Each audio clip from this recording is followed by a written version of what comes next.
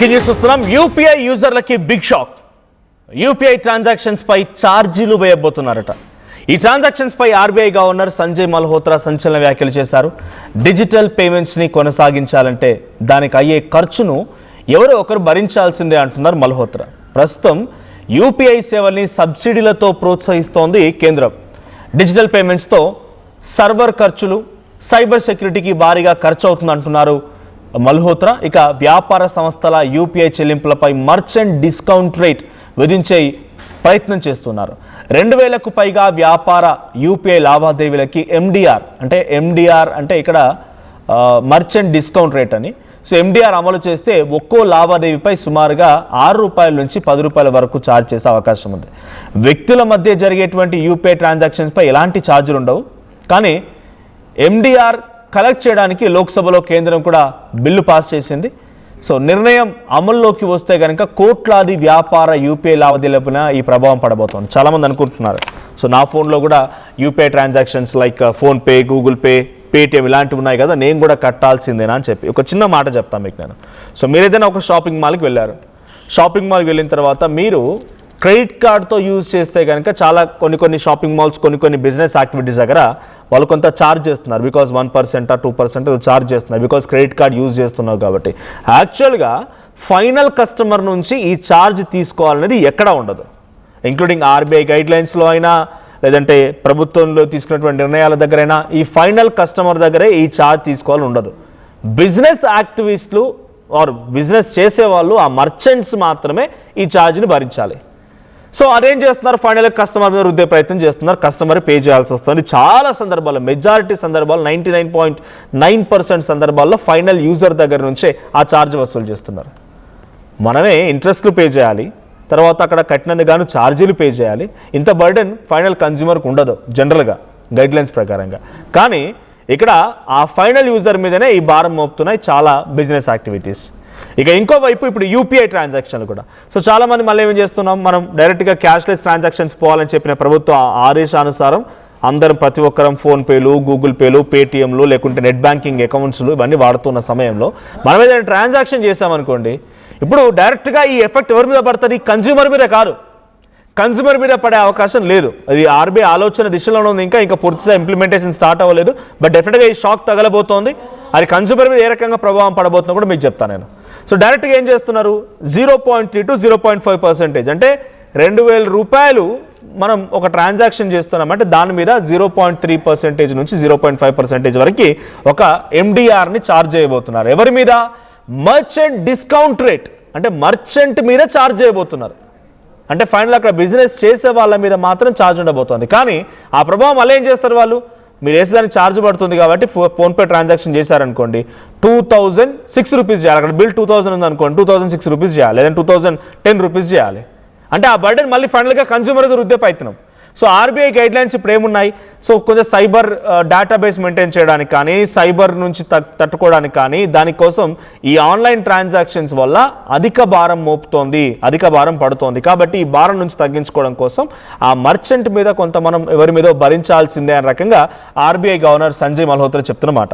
So కొన్ని real situations ఎవరి మీద ప్రభావం పడబోతోంది అని చెప్పి నేను ఇదే విషయం పైన నేను గూగుల్ని అడిగినప్పుడు టీ స్టాల్స్ మీద పడబోతోంది, కిరాణా షాప్ల మీద పడబోతోంది, ఫ్రూట్ వెండర్స్ మీద పడబోతోంది, ఆటో టాక్సీ డ్రైవర్స్ మీద పడబోతోంది, టైలర్స్ మీద, సెలూన్స్ మీద, అండ్ మీడియం రేంజ్ బిజినెస్ అంటే రెస్టారెంట్స్ మీద, మెడికల్ షాప్స్ మీద, క్లాతింగ్ షాప్స్ మీద, ఎలక్ట్రానిక్ షాప్స్ మీద, హోటల్స్ మీద, క్లినిక్స్ మీద పడబోతున్నది. సో లార్జ్ మార్కెట్స్ రేంజ్ అన్నప్పుడు సూపర్ మార్కెట్లు like DMart or Reliance Smart, petrol pumps, shopping malls, airlines, online platforms Flipkart, Amazon, తర్వాత food delivery apps like Swiggy and Zomato, utility companies accepting electricity, water or gas bill payments. ఎగ్జాంపుల్గా if you pay of ₹500 pay చేయాలనుకుంటే, so మీరు ₹500 customer అవుతారు ఇక్కడ. So merchant ఎవరు అవుతారు ఇక్కడ, తీసుకునే వ్యక్తి, షాప్ ఓనర్ మర్చెంట్ అవుతారు. So merchant discount rate, merchant has to pay, వాళ్ళు పే చేయాలి. Next taking an example of flight tickets. ఒక ₹8,000 పెట్టి మీరు ఒక ఫ్లైట్ టికెట్ బుక్ చేయాలనుకున్నప్పుడు అక్కడ you will be the customer and airline company will be the merchant. So ఇక్కడ ఎవరు పే చేయాలి, merchant has to pay. If MDR is introduce, the MDR is 0.3%. If you pay 10,000 to a merchant, customer pays 10,000 rupees and MDR 0.3% is 30 rupees. Merchant receives 9,970 rupees. అంటే మీరు 10,000 రూపాయలు కనుక transaction చేస్తే దాంట్లో 0.3% అనుకున్నప్పుడు 30 రూపాయలు డైరెక్ట్గా కట్ అయిపోతాయి. ఎవరి అకౌంట్లో నుంచి? మర్చెంట్కి మనం పే చేసేటువంటి 10,000 నుంచి 30 రూపాయలు ఆల్రెడీ కట్ అయిపోతాయి. అంటే మర్చెంట్కి, ఓనర్కి వెళ్ళేది ఎంత? 9,970 రూపాయలు మాత్రం. ఒక ఎగ్జాంపుల్ మీకు చెప్పాను. అంటే you don't need to pay. ఎందుకంటే ఇది డెఫినెట్గా రేపు మాప ఇంప్లిమెంట్ కాబోతోంది.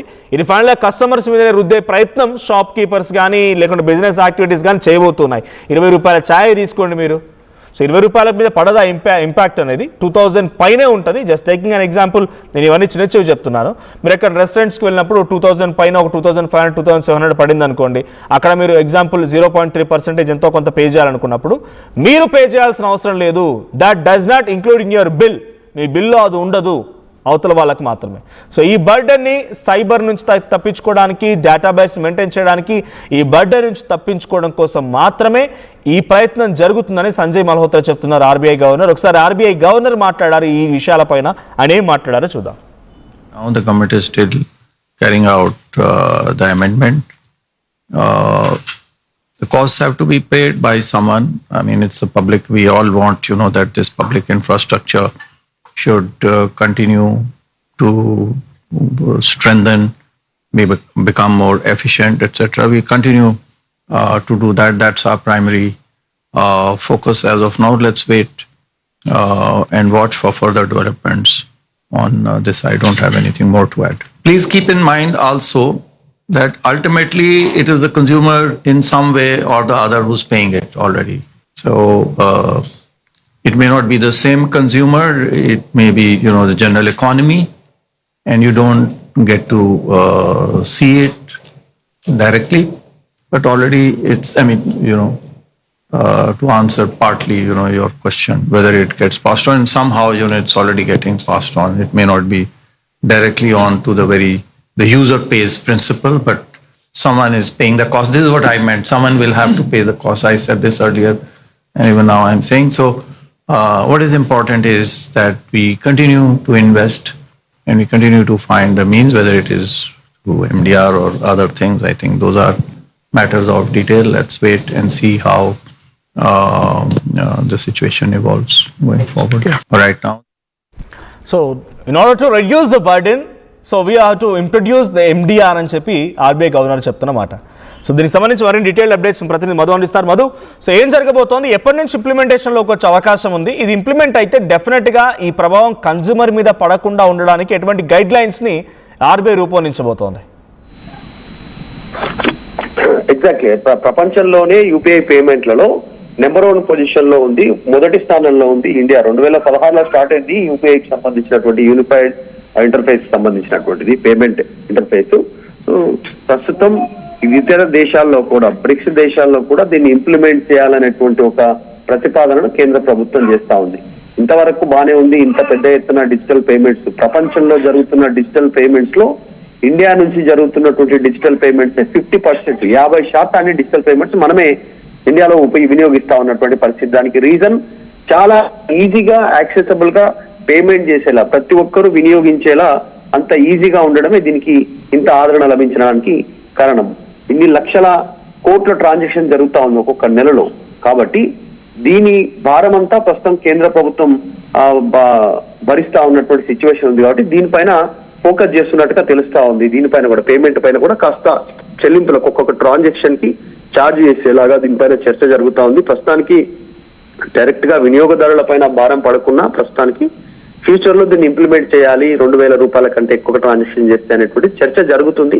ప్రస్తుతానికైతే లేదు అనేటువంటి ఒక క్లారిటీ ఇచ్చారు ఆర్బీఐకి సంబంధించి. ఫ్యూచర్ లో దీన్ని ఇంప్లిమెంట్ చేసే అవకాశం ఉండొచ్చు. ఈ భారం ఎవరో ఒకరి పైన పడాల్సిందే అనేటువంటిది స్టేట్మెంట్ చేశారు గవర్నర్ సంజయ్ మల్హోత్రా, కాబట్టి ఆర్బీఐ గవర్నర్. సో దీన్ని మెల్లిమెల్లిగా ఇంప్లిమెంట్ చేసి ఆ భారం కేంద్ర ప్రభుత్వం తన పై నుంచి దించుకునే లాంటి సిచ్యువేషన్ అయితే కనిపిస్తా ఉంది.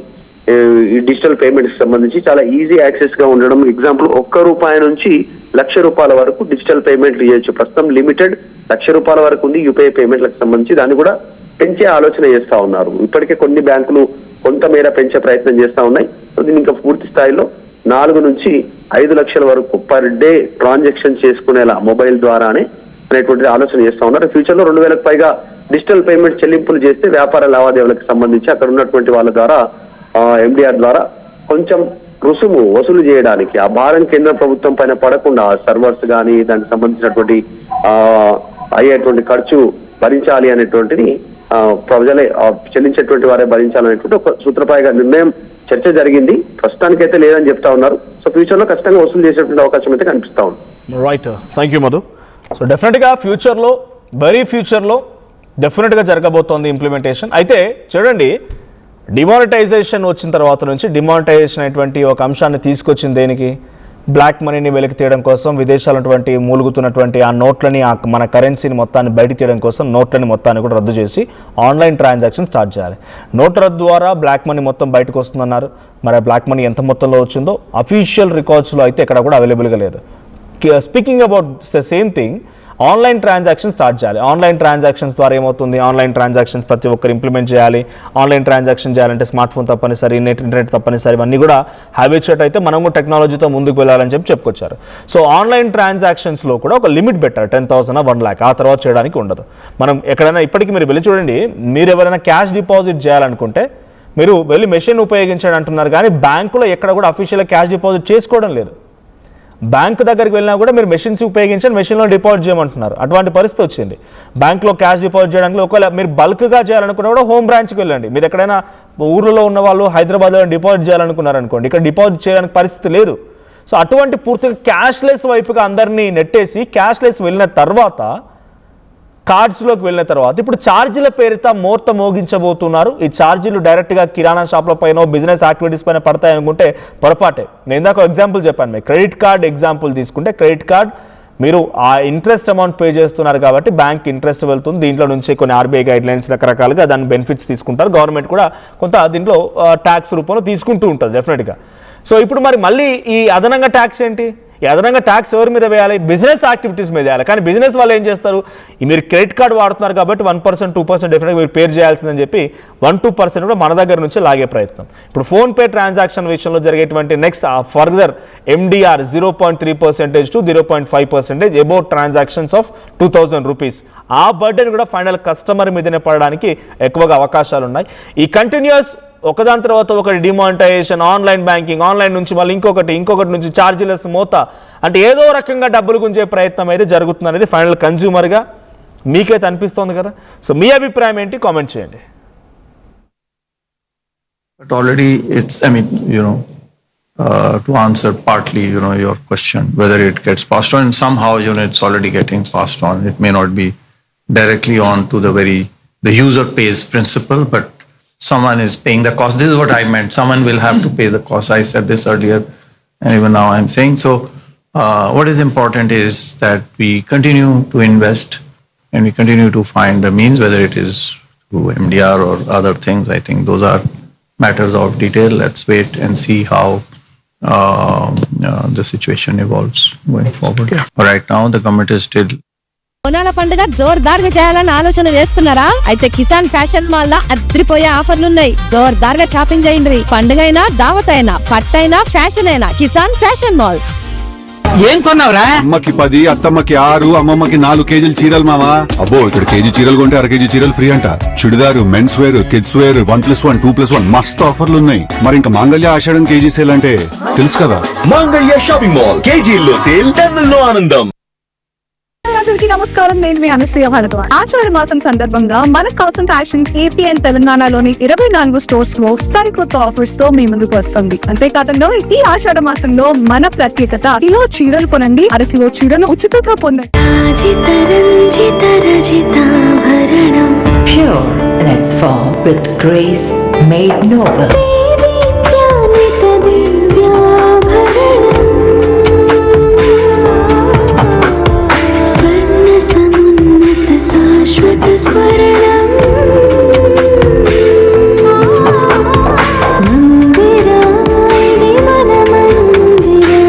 Mandira Premium Silver Jewelry by Manipali.